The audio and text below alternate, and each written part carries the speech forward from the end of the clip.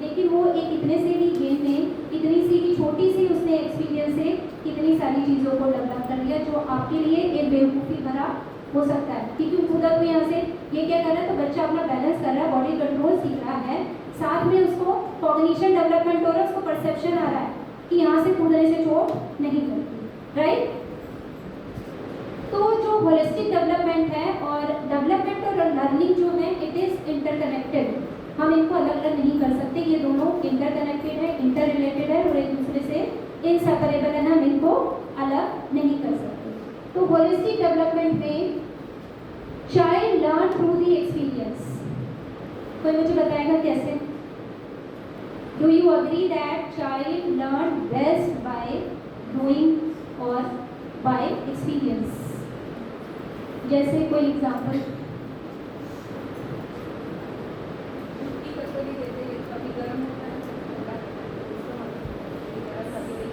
Very true.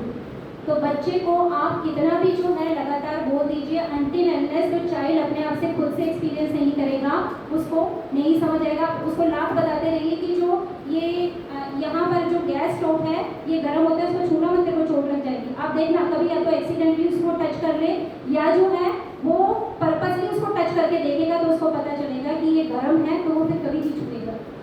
तो ये क्या है? Learning through the experience. जब तक हम बच्चों को कितना भी बोल लें, और अभी क्या होता है कि जैसे आप फॉर्मल प्री स्कूल में आप देखें तो क्लास में टीचर बोले जा रही हैं, बट वो क्या है कि जब तक हम बच्चे को एक्सपीरियंस नहीं दे रहे वो बच्चा तब तक लर्न नहीं करेगा। इसी तरीके से साइंस एक्सपीरियंस है। आप बताइए आप उसको कि कोई भारी चीज़ है, आपने स्टोन अगर पानी में डाला तो स्टोन जो है वो नीचे डूब जाएगा, और कोई हल्की चीज़ दे रहे हैं तो वो ऊपर तैर के आती है। तो ये आप एक्सपीरियंस के थ्रू उसको बताया तो चाइल्ड विजुअलाइज कर पाएगा। तो जो बेस्ट लर्निंग होती है दैट इज बाय डूइंग। इसलिए कहते हैं हैंड्स ऑन एक्सपीरियंस, ये बहुत जरूरी है, बड़ों के लिए भी और बच्चों के लिए तो बहुत जरूरी है, वो इससे बहुत कुछ सीखता है। Second is next, play holds on to the child attention. Agree? सब अग्री करते हैं कि जो प्ले है हम बच्चों का अटेंशन स्पैन उससे बढ़ा सकते हैं। बच्चों का बहुत शॉर्ट अटेंशन स्पैन होता है, जिसे हम कहेंगे 3 मिनट्स का एक प्री स्कूलर में होता है, और ये एज जैसे अगर बच्चा 4 इयर्स का है तो उसका 5 मिनट्स का अटेंशन स्पैन होगा, 1 मोर यानी जो जिस पर्टिकुलर एज में वो है। यहाँ पर अटेंशन स्पैन प्ले के थ्रू हम कैसे बढ़ा सकते हैं? जब बच्चा एक पर्टिकुलर जगह पे बैठ के कोई एक्टिविटी करता है ना, तो वो उस पर कॉन्सेंट्रेशन के साथ कर रहा है, राइट, कॉन्सेंट्रेशन के साथ कर रहा है, तो जो उसका अटेंशन स्पैन थोड़ा था, जिसे कई बार क्या होता है ना कि जैसे क्लासरूम में टीचर बोले जा रही है और बच्चे सिर्फ जो हैं वो सुन रहे हैं, बोलते जा रहे हैं, लेकिन ध्यान तो फिर कहीं और है उनका। तो ये प्ले के थ्रू हम अटेंशन स्पैन बढ़ा सकते हैं, क्योंकि क्या है वो एक जगह पे बैठा है, कॉन्सेंट्रेट करके काम को कर रहा है, तो वो फोकस है वहाँ पर। तो प्ले के माध्यम से हम बच्चे के अटेंशन स्पैन को इंक्रीज कर सकते हैं। साथ में जो प्ले है ये कोई भी किसी भी तरीके का प्ले है, इसमें फिजिकल एनर्जी उसकी शारीरिक जो है वो शक्ति ज़्यादा इस्तेमाल होती है। तो ये क्या करता है, शारीरिक शक्ति उसकी क्षमता ज़्यादा इस्तेमाल हो रही है, तो बहुत लंबे समय तक बच्चे को एक एक्टिविटी में इन्वॉल्व रखता है, और ये उसका पर्टिकुलरली उसका जो अटेंशन स्पैन है उसको इंक्रीज करता है। नेक्स्ट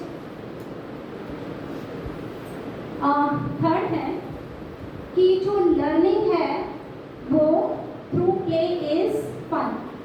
कहते हैं ना, हम तो बाल मेला ऑर्गेनाइज कराया करते थे और हमारा कॉन्सेप्ट इसके पीछे था, पता नहीं आप लोग में से कितने लोगों को पता है कि हमारा early childhood care and education department का इसलिए ह्यूमन डेवलपमेंट डिपार्टमेंट था। हम लोग एवरी ईयर हम बाल मेला ऑर्गेनाइज कराते थे, शायद ज्योतिका मैडम को पता होगा, मनीषा मैडम को आपको पता होगा।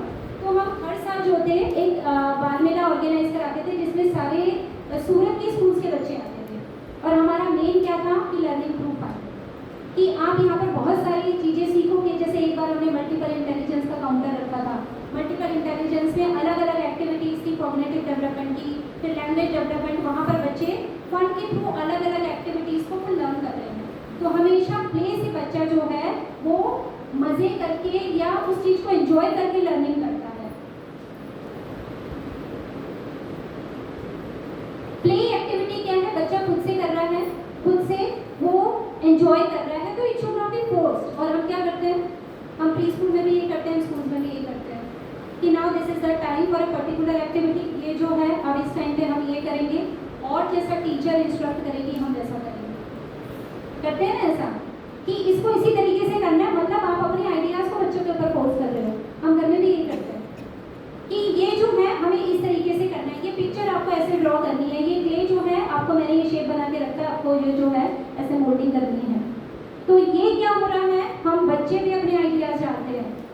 आपको फॉर एग्जाम्पल ज्योतिका मैडम है, ज्योतिका मैडम को बच्चे को ज्योतिका मैडम नहीं बनाना है, बच्चा अगर श्रेया या जो भी है गीता है वो बच्चे को वही बनाना है। और हम क्या करते हैं, बच्चे को ज्योतिका मैडम बनाना है, बच्चे को शशि मैडम बनाना है, क्योंकि मेरे आइडियाज़ में उसको एक पिक्चर दिखा रही हूँ कि ये जो है ऐसे बना। तो प्ले जो है अगर लर्निंग जब भी होगी उसकी क्या कि अगर हम उसको उसके तरीके से काम करने देते हैं, it should not be forced. आपके अपने आइडियाज़, अभी आपको लगेगा मैडम तो बहुत ही इम्प्रैक्टिकल बात कर रही हैं, ये तो बड़ा मुश्किल होता है, हमारे तो सर्टेन एक्टिविटीज़ के सर्टेन टाइम्स होते हैं, हमें अकॉर्डिंगली करना होता है, और हमारे पास तैयार जो हैं वो सैंपल्स होते हैं, उनको दिखाते हैं कि बच्चों को ऐसे करना है। होता यही है, but ideally it is wrong.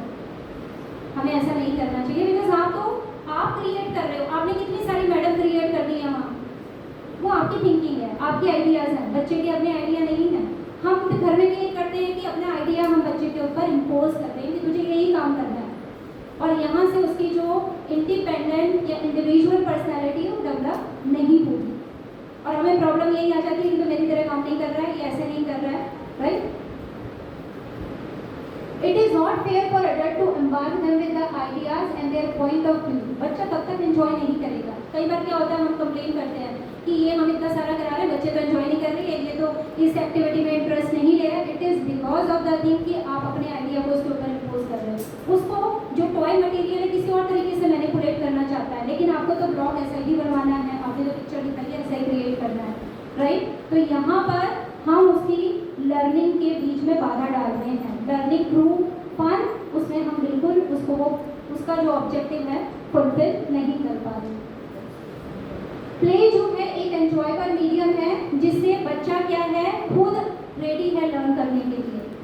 Play इसलिए कहते हैं खेल खेल भी सिखा दो आप सब कुछ बच्चों को, बच्चा खुद रेडी है, आपको उसको फोर्स नहीं करना पड़ेगा। अभी मैं आपको बोल लूँ कि आप घर में जाते हैं या फिर क्लासरूम में आपको पढ़ाना है बच्चे को, आप अपना उसको मैथमेटिक्स करा रहे हैं, ठीक है, बच्चा अंदर से रेडी नहीं है करने के लिए, लेकिन प्ले के लिए वो हमेशा रेडी है क्योंकि उसको खुद को इंटरेस्ट आता है। तो हमें अपनी एक्टिविटीज़ ऐसे प्लान करने हैं कि वो उसके लिए फन हो, वो रेडी है एक्टिविटी करने के लिए। लेकिन मैथ्स भी अगर इंट्रोड्यूस कर रहे हो, it should be through the play way method. इसीलिए एनईपी में बार बार मैडम भी बोल के गए अभी कि जो है वो प्ले वे मैथड से होना चाहिए, जिससे बच्चा प्ले के लिए हमेशा तैयार है। हम भी है ना, अगर आपको अभी काम से बोलें कि यहाँ पर आप आ जाइए, चलो मैंने सेशन छोड़ देती हूँ, तो हम जाके बाहर एंजॉय करते, सबको अच्छा लगता है, लेकिन हम नहीं कर सकते।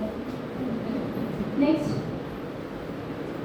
इमोशनल डेवलपमेंट होता है बच्चे का। इमोशनल डेवलपमेंट, संवेदनात्मक संवेगात्मक विकास, यस। तो ये क्या है, प्ले एक्टिविटी जो है ये बच्चे को बहुत सारी इमोशंस हैं उसके, बच्चा अपने इमोशंस को प्ले के थ्रू एक्सप्रेस करता है। जैसे फॉर एग्जांपल कई बार क्या होता है कि अगर स्कूल में उसकी बुलिंग हो रही है, कोई स्कूल में बच्चे उसको परेशान कर रहे हैं, तो यहाँ पर वो स्कूल में उसको मार तो सकता नहीं है क्योंकि टीचर है, तो वो क्या करेगा, घर पे आएगा, अपनी जो उसकी डॉल है उसको आके उसकी पिटाई करेगा, या घर में आके वो कुछ खेल रहा है तो वहाँ पर वो अपना एंगर का डिस्प्लेसमेंट करेगा, अपने इमोशन को शो करेगा। बच्चा क्या करता है, जैसे अपना किसी भी उसकी जो डॉल है, डॉल को लेके वो खेल रहा है, तो डॉल आप देखना कभी बच्चे के जो सेल्फ टॉक होते हैं अपने आपस में बातें करेगा, आज श्रेया तो बहुत खुश है ना, बहुत खुश है, तो आज श्रेया बहुत उदास है, तो यानी वो अपने इमोशंस को एक्सप्रेस कर रहा है प्ले के माध्यम से। वो खेल खेल में भी अपने, जो मैं आगे आपको बताऊंगी कि जो सॉलिटरी प्ले होता है बच्चा वहाँ पर कैसे अपने अलग अलग इमोशंस को एक्सप्रेस कर रहा है, कैसे। तो यहाँ पर क्या है, वो अपने इमोशंस को प्ले के माध्यम से एक्सप्रेस कर रहा है, जो कि वो किसी दूसरी सिचुएशन में नहीं कर सकता, वो आपको नहीं बता सकता। आप जो है बताएंगे, अगर उसने बताया तो आप समझोगे नहीं। तो यहाँ पर वो प्ले के माध्यम से अपने, चाहे वो खुश है, चाहे वो उदास है, चाहे उसको बहुत जॉयफुल लग रहा है, या जो है उसको बहुत गुस्सा आ रहा है, वो सब अपने प्ले के माध्यम से वो एक्सप्रेस करता है। और पेंट अप इमोशंस बहुत सारे हो जाते हैं कि जैसे आज किसी पे गुस्सा आया तो जाके वो डॉल की गर्दन को निचोड़ा उसने, बॉल की गर्दन को पकड़ के तोड़ दिया। तो ये कई बार आपको लगता है कि बच्चा ऐसा क्यों कर रहा है, तो ये समझिए आप आज कुछ ना कुछ दिन में उसके साथ ऐसा हुआ है कि क्लास में भी हो सकता है कभी जो उसका क्लासमेट है उसके ऊपर गुस्सा आ रहा हो, कई बार हो सकता है टीचर के ऊपर भी आ रहा हो। तो टीचर के ऊपर आएगा तो वो प्ले के थ्रू से उसको एक्सप्रेस कर रहा है। तो वहाँ पर try to understand the situation कि बच्चा अगर ऐसा कर रहा है तो क्यों कर रहा है। कई बार हो सकता है कि वो कुछ काम करना चाहता हो, आप उसको मना कर रहे हो, तो वो सिचुएशन को समझिए। अगर इससे किसी टॉय ऑब्जेक्ट पे या किसी ऑब्जेक्ट पे गुस्सा निकाल रहा है तो मे बी आपकी वजह से भी हो, मे बी किसी बच्चे की वजह से हो, या मे बी घर से कुछ ऐसा हुआ हो। तो यहाँ पर इमोशनल एक्सप्रेशन होता है through the play. Next, social development. मानते हैं आप कि जो हमारा सामाजिक विकास है वो प्ले के थ्रू होता है,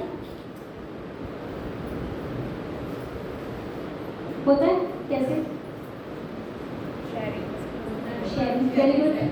हाँ जी, हाँ, तो हमें एक दूसरे के साथ कैसा व्यवहार करना है ये हम प्ले के माध्यम से सीखते हैं। और कुछ सोशल डेवलपमेंट जरूरी है, लीडरशिप, वेरी गुड। कैसे इनिशिएटिव लेना है, कैसे लीडरशिप लेनी, डेवलपमेंट, सोशल डेवलपमेंट जरूरी है। सामाजिक विकास, क्या जरूरत है? अकेले तो बैठे हैं यहाँ पर, सब अकेले अकेले बैठे हो, आप तो किसी के साथ इंटरैक्ट नहीं कर रहे। मैं भी यहाँ बैठी हूँ, ज्योतिका मैडम यहाँ बैठे हैं, अमीशा मैडम यहाँ, बच्चे बैठे हैं, तो मैं तो सिर्फ आपसे इंटरैक्ट कर रही हूँ, लेकिन आप तो सब चुप बैठे हैं। जरूरी है सोशल डेवलपमेंट,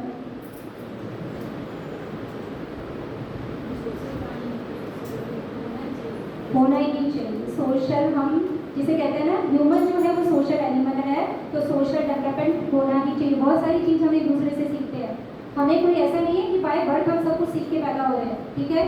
तो सोशल डेवलपमेंट बहुत ज़रूरी है, जो कि बच्चा जो है प्ले के माध्यम से सीखता है, और आज के टाइम पे तो बहुत ही ज़रूरी है।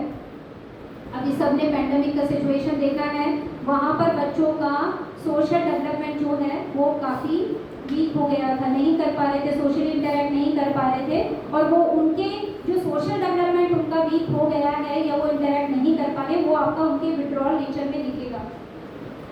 जब मैंने अभी एक रिसर्च स्टडी की थी, जब बात हुई थी, और मैंने वो कॉलेज स्टूडेंट्स के ऊपर कलेक्ट किया है डेटा, तो वहाँ पर हमने ये पाया कि जो पैंडेमिक के टाइम पे बच्चे 2 साल तक स्टूडेंट जो है घर पे रह गए, तो वहाँ पर अब वो जब आने लगे ना वापस, जब दोबारा कॉलेज उन्होंने अटेंड किया, तो उनको सोशली कंफर्टेबल नहीं लगा, they don't want to interact with other students, उनको वो अच्छा नहीं लगता है, घर में रहना ही अच्छा लगता है। क्योंकि कई बार ऐसा होता है कि जो है ये सिचुएशन ऐसी हुई कि लोगों को अकेले रहने में मज़ा आने लगा है, लेकिन अकेले रहने में मज़ा आने लगा है तो लोनलीनेस की फीलिंग बढ़ रही है, डिप्रेशन हो रहा है, स्ट्रेस हो रहा है। इसके बाद तो कितने ज़्यादा थे जो पैंडेमिक के बाद वो मेंटल इश्यूज आए हैं देखने में, मेंटल हेल्थ इश्यूज देखने में आए हैं।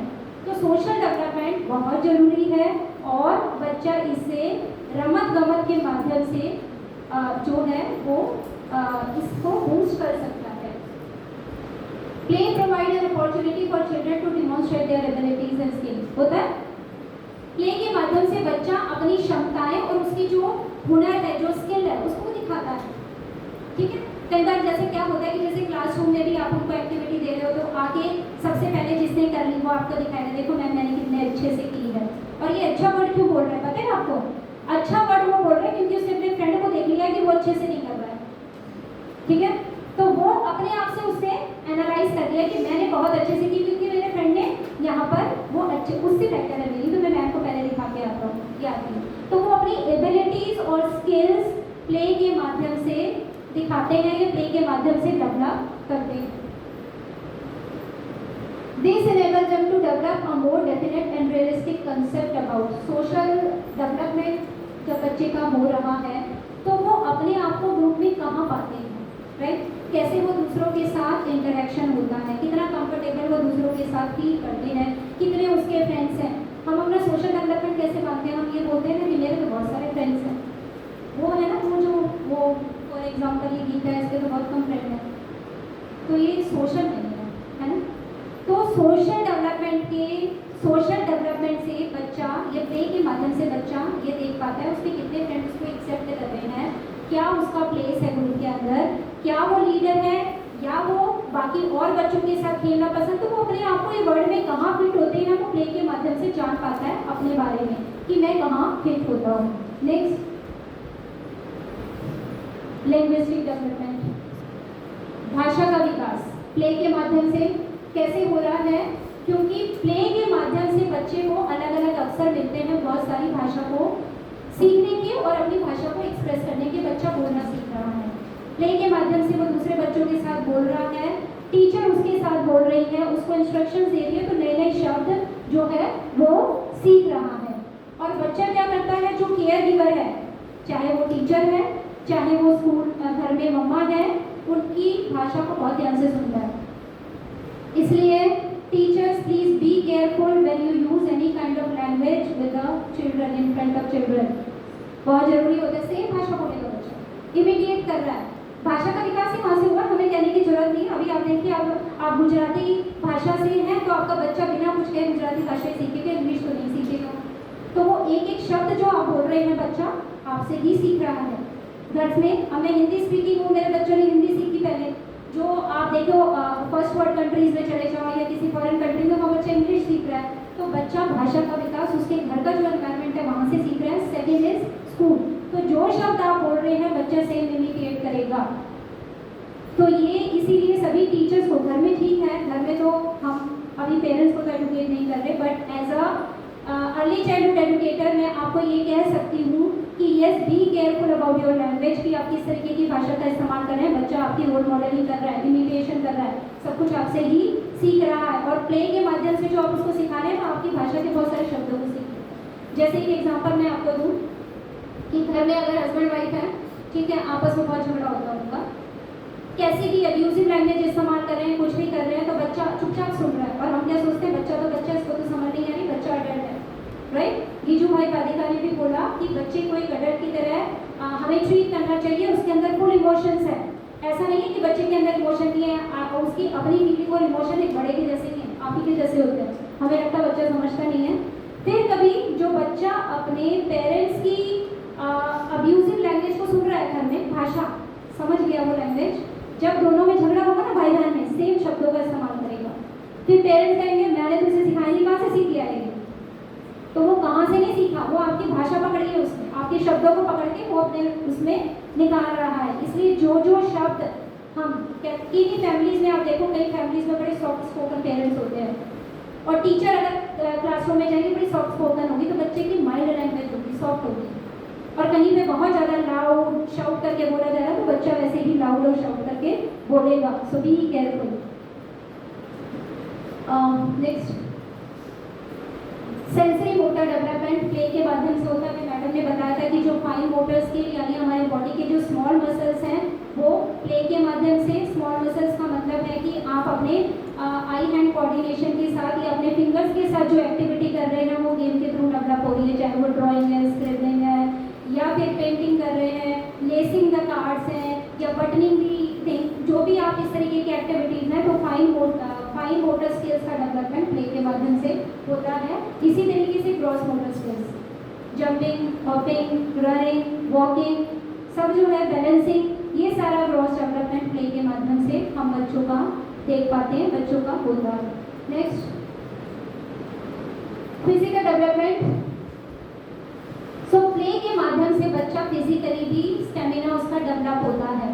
अभी अगर हम ये पैंडेमिक की बात करें, आप देखो पूरे दिन जो बच्चे थे 4-4, 5-5 घंटे ऑनलाइन क्लास करना, ऑनलाइन क्लास करने के बाद अब 4-5 घंटे अगर ऑनलाइन क्लास करी है तो 2 घंटे तो उनको स्क्रीन टाइम भी चाहिए, टीवी भी देखेंगे, ठीक है, टीवी भी देखेंगे, उसके बाद फिर 1 घंटा तो मोबाइल ऐसे देखेंगे, यूट्यूब देखेंगे, तो वो कितना घंटा होता है। कोई फिजिकल एक्टिविटी नहीं हुई।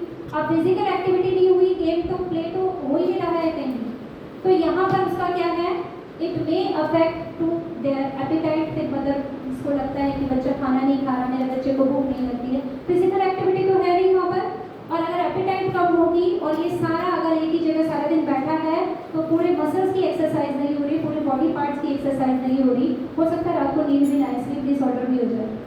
और ऑनलाइन भी चलते तो अभी तो स्लीप डिसऑर्डर बहुत देखने में मिला। तो play provides N opportunity for the physical development of the child. Next, बौद्धिक विकास। ये प्ले के माध्यम से बहुत ही इम्पोर्टेंट एक डेवलपमेंट है जिसे हमें जानना चाहिए।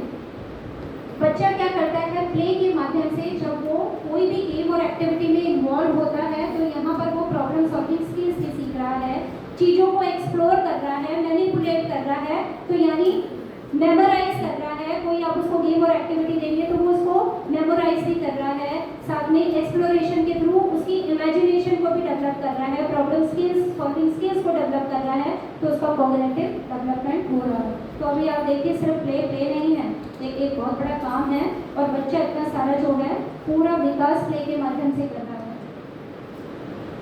While playing, children handle many things that are manipulated, so gain the knowledge to differentiate or categorize them and learn the relationship. जब बच्चा खेल रहा है ना तो वो अलग अलग कैटेगरी में भी करना जानता है चीज़ों को, खेल के माध्यम से ही सीख रहा है। एक चीज़ का दूसरे चीज़ के साथ क्या रिलेशनशिप है ये सीख रहा है, और जो है डिफ्रेंशिएट करना जान रहा है, डिफ्रेंशिएट कैटेगराइज करना, ये सारा प्ले के माध्यम से सिर्फ एक गेम और एक्टिविटी से ये सारा जो है लर्निंग उसकी हो रही है। Next, development of imagination and creativity. बच्चे क्या करते हैं अपना इमेजिनेशन के साथ, जब आप उनको देखा होगा कि गेम्स वगैरह ऑब्जर्व अगर क्लोजली किया है तो बच्चा क्या करेगा, जिसे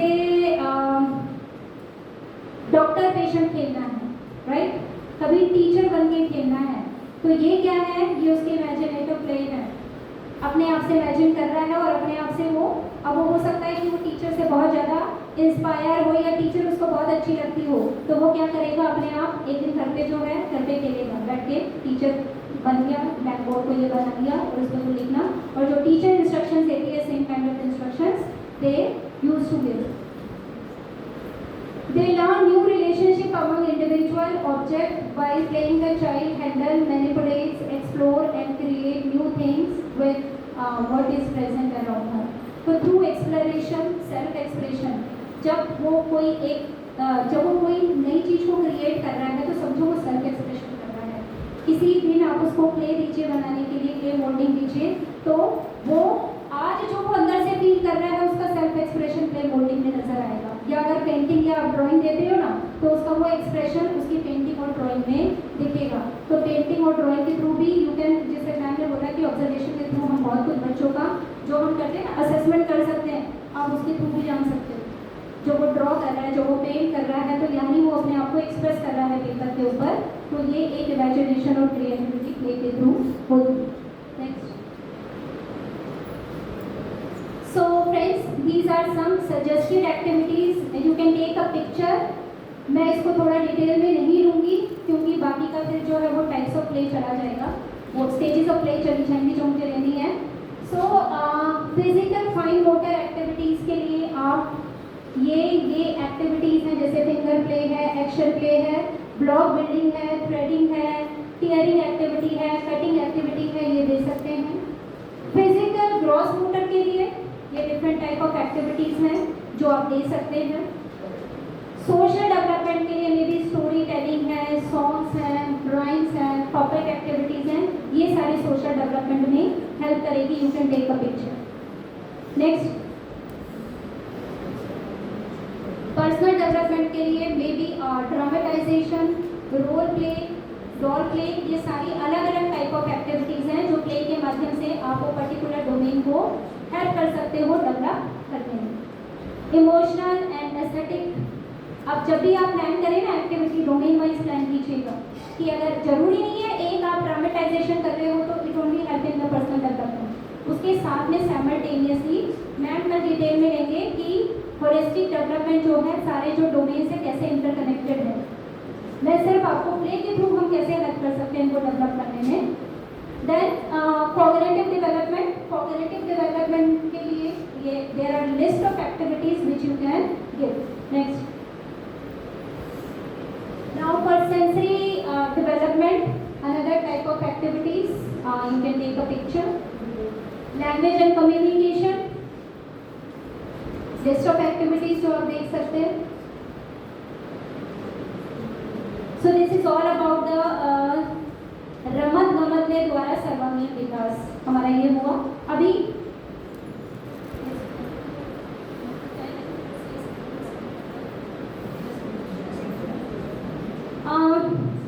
हम प्ले की बात कर रहे हैं तो बिना स्टेजेस के बात वो कंप्लीट नहीं होती है। There are different stages in the play. Next, play भी सिर्फ प्ले नहीं है, इसके अलग अलग स्टेजेस हैं। मैं बहुत स्पीड में थोड़ा कवर करूँगी।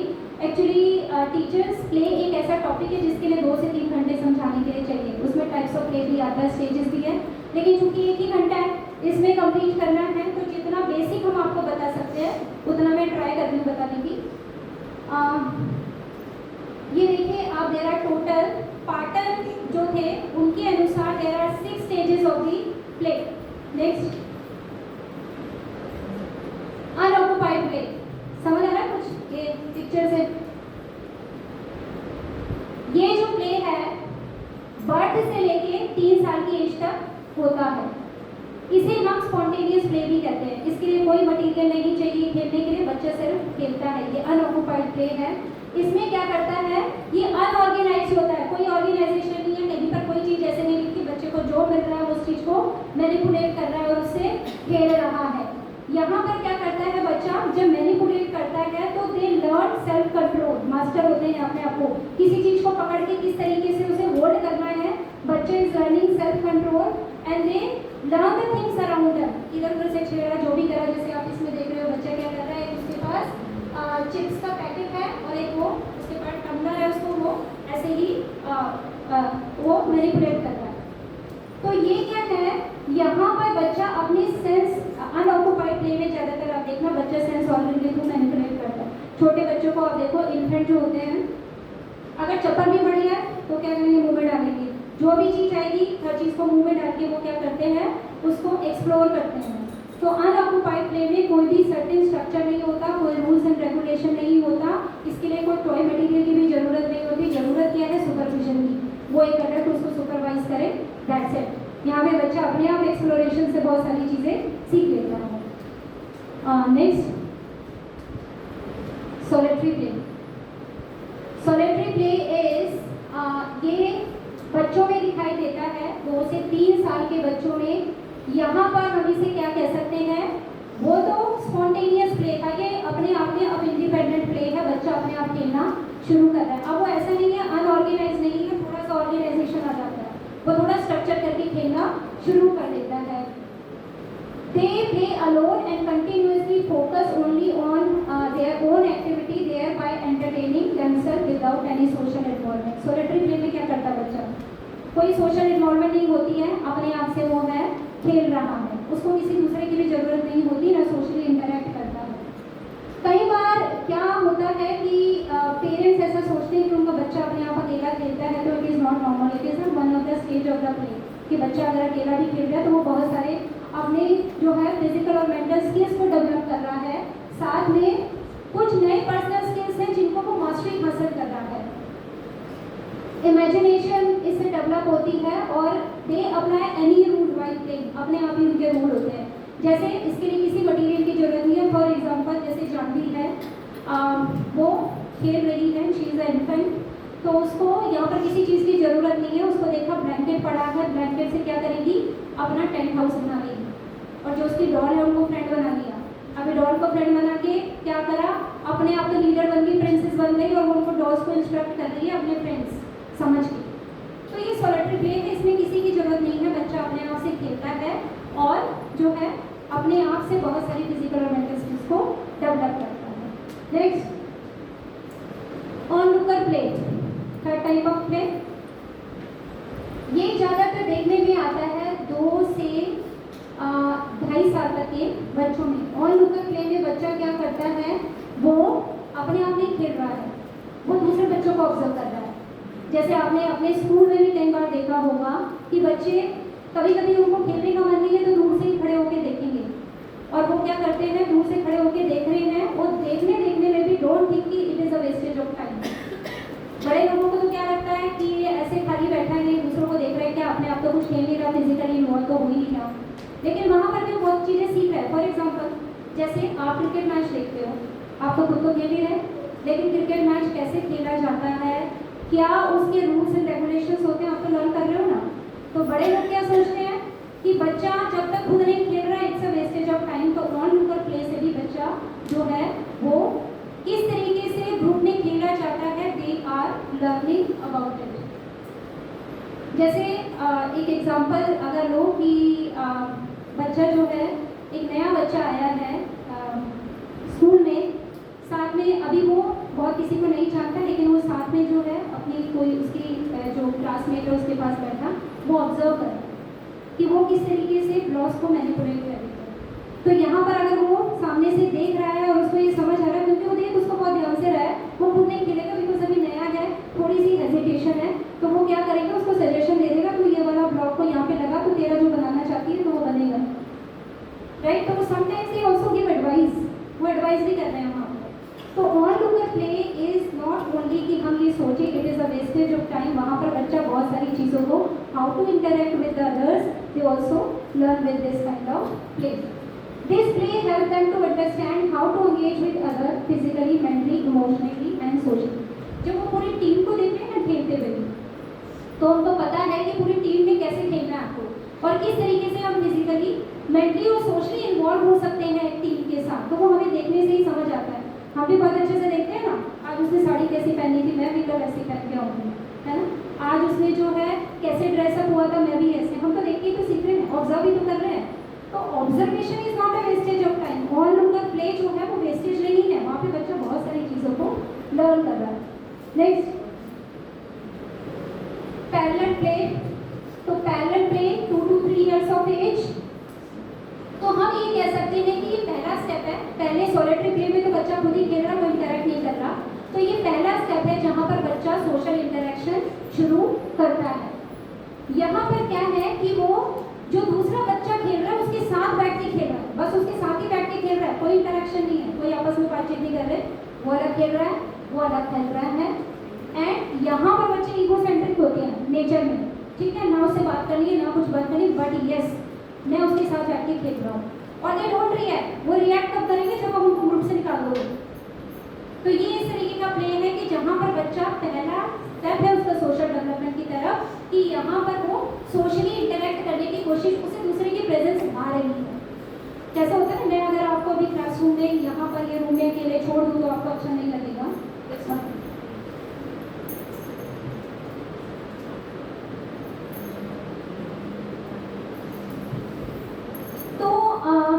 यस, तो यहाँ पर अगर मैं आपको अकेला छोड़ दूँ तो आपको नहीं अच्छा लगेगा। सब अगर चले जाए और कोई एक अकेला बैठा रह जाए, अमीशा मैडम बैठे रह जाए, ज्योतिका मैडम बैठे रहे, तो अच्छा नहीं लगेगा, है ना। तो यही बच्चों का होता है कि वो फर्स्ट स्टेप है सोशल डेवलपमेंट की तरफ। उन्हें अच्छा लगता है कि साथ में कोई दूसरा बैठा है, बट वो ईगो सेंट्रिक होते हैं, मुझे इससे बात नहीं करनी, मुझे शेयर अपने टॉयज को शेयर नहीं करना, लेकिन उनको उसकी प्रेजेंस अच्छी लग रही है, कुछ नहीं बोलेंगे, एक दूसरे से बात भी नहीं करेंगे। अगर सारे ग्रुप में बैठे और आपने उसको बोला कि चलो अभी आप उठो यहाँ से जाओ, तब वो रिएक्ट करेंगे कि मुझे तो नहीं जाना, मुझे तो बैठ के खेलना है। तो यानी उसे दूसरे की प्रेजेंस अच्छी लग रही है। In this play, even the child play the same or different game, they like to be seated along with the children of the same age group. जरूरी नहीं है कि सेम ही चीज़ से खेल रहे हैं, लेकिन क्या है उनको अच्छा लग रहा है। जैसे फॉर एग्जाम्पल दो गर्ल्स हैं, दिया है और श्रेया है, आपस में बैठ के खेल रही हैं, 2 से 2.5 साल की एज, 2 से 3 साल की एज ग्रुप है। वहाँ पर उनके पास क्या है, दोनों आपस में खेल रही हैं, दोनों के पास सेम चीज़ है खेलने के लिए, एक जिसे कहेंगे लकड़ी है। एक ने क्या की, अलग अलग तरीके से मैनिपुलेट कर रहे, एक ने लकड़ी से तलवार बना दी, तलवार बना के खेल रही है, दूसरी क्या कर रही है, जो उसका किचन टूल है उसको हिलाने के लिए इस्तेमाल कर रही है। वो तो देख भी नहीं रही कि वो तो उसको, दूसरी वाली ने तो उसको लेडर की तरह इस्तेमाल कर लिया है, वो अपनी तरीके से मैनिपुलेट कर रही है, लेकिन हाँ खेल दोनों साथ नहीं हो रहा है। तो this kind of play is parallel play. तो हम ये कह सकते हैं कि जो पैरेलल प्ले है ये कोऑपरेटिव प्ले, जो कि सबसे लास्ट स्टेज है, जो आप स्कूल्स में कराते हैं, बच्चों को रेस करा दी, हर किसी को अलग अलग टास्क दे के ग्रुप एक्टिविटी करा दी, वो कोऑपरेटिव प्ले वो सबसे लास्ट स्टेज है। तो ये ब्रिज है, ये पैरेलल प्ले के माध्यम से बच्चा एक ब्रिज बना रहा है कोऑपरेटिव प्ले के लिए। अभी उसको वो नहीं है, अभी ना तो किसी से टॉयज को शेयर करना है, ना किसी से बात करनी, लेकिन हाँ मैं साथ बैठ के खेल सकता हूँ। तो जब आप बच्चों को, क्यों मैं आपको ये सब चीज़ें बता रही हूँ, when you observe the child, आप ये पता कर सकते हैं कि बच्चा ये वाला कर, ये वाली स्टेज का जो है इस वाले उसमें कर रहा है। और ये जरूरी भी नहीं है, ये हम ये बोल रहे हैं कि इस पर्टिकुलर एज ग्रुप में देखा जाता है, पर ऐसा जरूरी नहीं है, आप किसी भी स्टेज पे इसको ऑब्जर्व कर सकते हैं। सकते हो, क्योंकि हर बच्चों का, हम ये बोल रहे हैं कि हर बच्चों का डेवलपमेंट अलग अलग पेज से होता है, जैसे मैडम ने भी बताया, हर बच्चा अपने हिसाब से डेवलप होगा। एक 3 साल का बच्चा दूसरे 3 साल के बच्चे के डेवलपमेंट की तरह या उसके जो माइलस्टोन है वो सेम नहीं हो सकते, अलग अलग तरीके से वो डेवलप कर रहा है। तो यहाँ पर ये क्या कर रहा है, ये पैरेलल प्ले एक ब्रिज बना रहा है कोऑपरेटिव प्ले के साथ। नेक्स्ट, एसोसिएटिव प्ले, ये एक शिफ्ट है, सडन शिफ्ट है associative play. Associative play you can see in the children of 3 years okay, 3 साल के बच्चे में आप ये देख सकते हो। यहाँ पर children, even though children play individually, they sit in a group and take turn with their toys, which means children play the same activity. Associative play में क्या कर रहे हैं, पैरेलल प्ले में तो अपने आप खेलते हैं, एसोसिएटिव प्ले में क्या कर रहे हैं, वो सेम एक्टिविटी कर रहे हैं, लेकिन वो क्या कर रहे हैं, टॉय को शेयर कर रहे हैं। ठीक है, एक अगेन और स्टेप बढ़ा, अब वो वेट कर रहे हैं कि मेरी वेट जो, अब वो वेट कर रहे हैं कि मेरी टर्न कब आएगी और ये टॉय जो है, जो ऑब्जेक्ट ले रहे हैं, मेरे को कब मिलेगा। तो यानी उसको क्या आ गया, उसको अपनी टर्न का वेट करना सीखा, उसको पेशेंस उसने डेवलप की। Instead of being focused on the activity or object involved in the play, the child is interested in the player. यहाँ पे बच्चा जो एक्टिविटी चल रही है उसमें ज़्यादा फोकस नहीं होता, फोकस किसके ऊपर हो रहा है उसका, वहाँ पर प्लेयर के ऊपर, कि ये कब टॉय छोड़े तो मेरा नंबर आए। ठीक है, तो यहाँ पर ये एसोसिएटिव प्ले का ये कैरेक्टरिस्टिक्स है। यहाँ पर बच्चे क्या है, they develop a friendship with the other children and take preference to play with. अभी धीरे धीरे जो इससे पहले वाला पैरेलल प्ले था, यहाँ से बच्चा जो है एसोसिएटिव प्ले में आया तो धीरे धीरे फ्रेंडशिप डेवलप कर रहे हैं। अब वो ऐसा नहीं है कि इसने मेरी तो टर्न आनी नहीं है और उसे छीन लिया, ऐसा नहीं करेंगे, वो अपनी जो है वेट का, अपनी टर्न का वो वेट कर रहे हैं कि ये मेरा नंबर आएगा तब मुझे ये टॉय मिलेगा। एसोसिएटिव प्ले से बच्चा कोऑपरेशन सीख रहा है, एक दूसरे के साथ सहयोग करना सीख रहा है, reasoning skills and problem solving abilities को, वो प्रॉब्लम सॉल्विंग कैसे है कि अभी तो ये है, वहाँ पर सामने वो बैठा है, पूरा लंबा एक टर्न है, वो जो है मुझे इतना बड़ा टर्न होगा तब मेरा नंबर आएगा, राइट। तो वो एक उसके लिए प्रॉब्लम भी है, यहाँ पर वो वेट तो कर ही रहा है, साथ में प्रॉब्लम सॉल्विंग स्किल्स को भी लर्न कर रहा है। Next, now the last is cooperative play. ये लास्ट स्टेज है जो आपके 5 years अराउंड के बच्चों में देखने को मिलती है, जो जनरली आप अपने प्री स्कूल या प्राइमरी के बच्चों में ऑब्जर्व करते होंगे। ये लास्ट का स्टेज है, ये basically organize kind of play है, इसके लिए ऑर्गेनाइजेशन चाहिए। आप जब बच्चों को कोई एक्टिविटी या गेम इंट्रोड्यूस करते हैं तो आप कुछ रूल्स एंड रेगुलेशंस बनाते हैं ना, कि किसी बच्चे को ये वाला वर्क असाइन किया, जैसे फॉर एग्जांपल ड्रामेटाइजेशन है, ड्रामेटाइजेशन में आप क्या कर रहे हैं, सबको अलग अलग रोल दे दिया और हर किसी को अपना रोल प्ले करना है, वहाँ पर उसकी अपनी टास्क है, किसी को कुछ करना है, किसी को कुछ, यानी हर एक ऑर्गेनाइजेशन है। तो ये this is a first kind of formal play.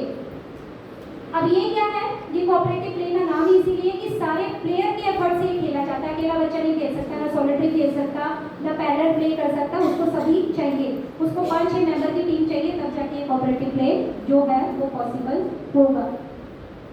यहाँ पर बच्चा क्या है, हर किसी का अपना अपना रोल है, अलग अलग उसको टास्क असाइन की गई है और वो कुछ रूल्स को फॉलो करते हुए टास्क को कंप्लीट करता है। बच्चा क्या करता है, रूल फॉलो करना सीखता है। जब हम उसे कोई टास्क दे रहे हैं ना, तो यहाँ पर ऐसा नहीं है कि आप टास्क दे रहे हो, वो रूल्स एंड रेगुलेशन को फॉलो करना भी सीख रहा है। नहीं तो घर में आप कोई रूल्स बनवा के दे रहे हो मम्मी, आप एज अ मम्मी उनसे, तो वहाँ पर क्या होगा कि नहीं, और टीचर ने अगर कह दिया, कई बार तो मम्मी को भी करेक्ट करते हैं कि नहीं मेरी टीचर ने तो ये बोला था, आप तो गलत बोल रहे हो। तो यहाँ पर स्कूल इस जिसे हम कह सकते हैं, स्कूल एक प्रॉपर ऐसा प्लेस है या बहुत ही सिग्निफिकेंट प्लेस है जहाँ पर से बच्चा रूल्स एंड रेगुलेशन को, डिसिप्लिन को, कोऑपरेशन को प्ले के माध्यम से सीख पा रहा है। Cooperative play develop social skills as they interact with each other and they lot of conflict, but it is quite normal. क्या करता है बच्चा, कॉन्फ्लिक्ट हो रहे हैं लेकिन रिजॉल्व तो कर रहा है, और इसमें टीचर का बहुत बड़ा रोल होता है। जैसे ये जो है कोऑपरेटिव प्ले के फॉर्म में शेयरिंग करना, ठीक है, नेगोशिएटिंग करना, अपनी टर्न का वेट करना। शेयरिंग में कैसे कर सकते हो as a teacher, for example 2 बच्चे साथ में खेल रहे हैं और एक ही कलर चाहिए, अब उनको एक ही कलर से है, एक बच्चा स्काई बना रहा है, एक बच्चा जो है वो डॉल बना रहा है या कोई ड्रेस बना रहा है, एक ही कलर चाहिए, ब्लू ही कलर चाहिए, झगड़ा हो गया। तो वो नहीं शेयर करना चाहता, मेरे को तो ब्लू ही कलर चाहिए। तो एज अ टीचर आपका ये रोल बनता है कि आप उसको थोड़ा सा उसको डाइवर्ट करो। आप ये बोलो कि अच्छा तुमने ये जो टॉप बनाया है, शर्ट बनाई है आपके ब्लू कलर से, इसके साथ अगर जो है पिंक कलर डालोगे तो इट विल लुक गुड। तो वो हाफ तो ब्लू ने कर दिया, अब वो हाफ जितने देर वो ब्लू उसके पास बचा वो दूसरे बच्चे को दे सकता है और वो अपना क्लाउड बना सकता है। तो this is kind of sharing जो हम प्ले के माध्यम से एज अ टीचर आपका बहुत सिग्निफिकेंट रोल है कि आप बच्चे को सिखाएं। सो this is all about play, कि हम प्ले के माध्यम से कैसे बच्चे का सर्वांगीण विकास कर सकते हैं। कल मैडम जो लेंगे वो ये सारे जो अलग अलग डोमेन है डेवलपमेंट के, इनको डिटेल में बोलने वाला है। कोई क्वेश्चंस आपके? बहुत सारा हो गया आज, है ना? कैसा लगता है जब हम क्लास में बच्चों को पढ़ाते हैं तो खुद बैठ के सुनना पड़ता है ना? आज कैसा लग रहा है? मुश्किल होता है, हमारे लिए भी बहुत मुश्किल होता है, हमें भी ट्रेनिंग प्रोग्राम करने पड़ते हैं, पर वो बैठ के वहाँ सुनना, पर sometimes you know we feel good कि यहाँ पर तो एक्टिवली आप रहोगे ना, वहाँ पे आराम से बैठ के यू आर लर्निंग समथिंग, आप कुछ ना कुछ लर्न करोगे। तो कोई क्वेश्चन हो आपके प्लीज़? और शायद मैडम ने भी आपसे पूछा होगा, हम आपके जो हमारी कोशिश है कि एनईपी के अकॉर्डिंग हम आपके पूरे 50 घंटे कर दे जो प्रोफेशनल डेवलपमेंट के। ज्योतिका मैडम ने तो शायद आगे भी एक कोर्स किया है, अमीशा मैडम ने भी किया या नहीं? हाँ, ऑनलाइन एक कोर्स हुआ था, वो कुछ टीचर्स ने अटेंड किया था। तो ऐसे ऐसे 5-5 दिन करके हम आपके 50 घंटे पूरे कर देंगे, 2-2 घंटे का रोज सेशन करके। अगली बार कुछ और टॉपिक के साथ आएंगे, तो कम से कम हम अपने वनिता विश्राम के जो टीचर्स हैं उनको एनईपी के अकॉर्डिंग हम ट्रेन कर दें। ये हमारा एम है डिपार्टमेंट का, मतलब हम अपने कैंपस के लिए एटलीस्ट हमारा ये एक इनिशिएटिव है, हमारे कैंपस के जितने भी टीचर्स हैं they should be ECC train, professional development पूरा हो जाएगा आपका। और आपकी तरफ से ये सजेशन चाहिए, आपको लगता है कि कहीं पे कोई प्रॉब्लम आ रही है और आपको ये इम्प्लीमेंट करने में प्रॉब्लम आ रही है, तो आप प्लीज़ हमारे पास वो क्वेश्चन लेके आओ। We will discuss in a session, यहीं पे डिस्कस करेंगे। और आप चाहते हैं कि इसके ऊपर एक सेशन ले लो तो we can also plan that. जरूरी नहीं है जो शेड्यूल में ले रखा वही हमने प्लान करना, आप अगर चाहते हैं तो हम उसके ऊपर भी सेशन ले सकते हैं। Thank you so much for your time and patience, और आप लोग यहाँ पर आए और आज इसकी वजह से प्रोग्राम हो पाया है। बाकी तो अकेले तो हम कुछ भी नहीं कर सकते हैं, but yes we all are teachers एक साथ चलेंगे तो एटलीस्ट हमारा कैंपस पूरा ईसीसी ट्रेन हो जाएगा according to the new education policy को हम बड़े फख्र के साथ कह पाएंगे कि येस हमने इम्प्लीमेंट कर दिया। Thank you so much.